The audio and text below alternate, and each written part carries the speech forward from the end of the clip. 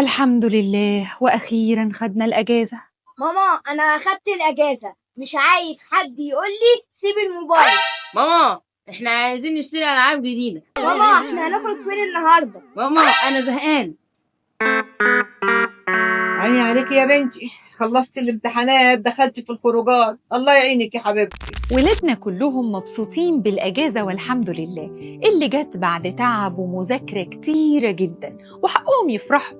لكن كتير منهم بيكونوا فاكرين إننا خدنا الأجازة يبقى هنقضيها لعب في لعب ونخربها، ومفيش بقى أي مواعيد للنوم ولا للموبايل ولا عايزين مننا أي كلام. والحقيقة كتير من الأمهات سألتني: ها يا خديجة، هنعمل إيه مع الولاد في الأجازة؟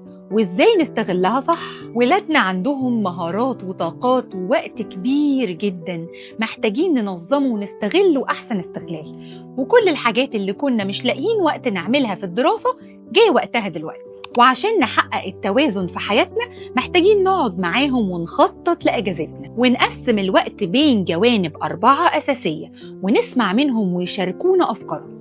أول حاجة الجانب العقلي، وهي إننا نعمل أنشطة تنمي عقلنا ومهاراتنا، زي مثلا قراءة الكتب أو القصص، أو حتى نعمل أنشطة للرسم والتلوين والأعمال اليدوية. كمان إننا نخصص وقت للموبايل والشاشات، يعني ما ينفعش نلعب بيهم طول اليوم لأن ده هيأثر على عقلنا وتركيزنا. كمان في مجموعة ألعاب كتيرة جدا بتنمي الذكاء والذاكرة، ودي كمان ممكن نشغل وقتهم بيها. تاني جانب هو الجانب الجسدي، وهو إننا نعمل أنشطة حركية تفرغ طاقتهم، زي طبعا وأهمها الرياضة، إننا نشترك لهم في لعبة أو أكتر بيحبوها، وده طبعا حسب إمكانياتي ووقتي. وممكن كمان أشترك لهم في بعض برامج بناء الشخصية اللي ممكن تنمي مهاراتهم برضو الحركية والعقلية.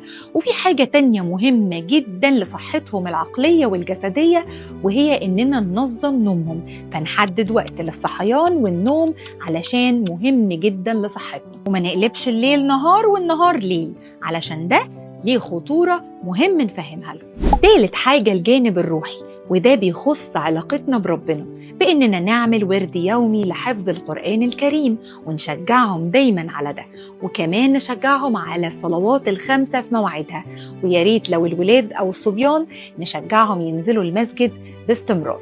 وفي أفكار كتيرة اتعملت تساعد الولاد على الالتزام بالصلاة، وحوريكم فكرة جميلة جدا نفعت مع ولادي جدا وجابت نتيجة إيجابية. رابع حاجة بقى الجانب الاجتماعي، وده بيخص علاقتهم بأسرتهم وبينا وبالناس اللي حواليهم. مهم جدا نعلم ولادنا مسؤوليتهم ودورهم تجاهنا، بإننا نقسم الأدوار في اليوم عليهم، فيتعلم إن كل يوم ليا دور ومسؤولية تجاه أمي أو أسرتي أو بابايا أو حتى إخواتي. وكمان نخصص يوم لزيارة العائلة أو الأقارب، وكمان مهم يشاركونا في اليوم ده.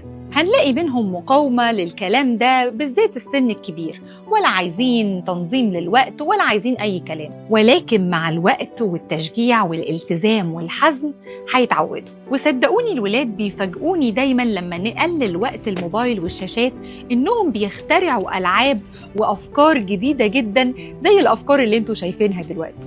بتمنى لكم أجازة سعيدة.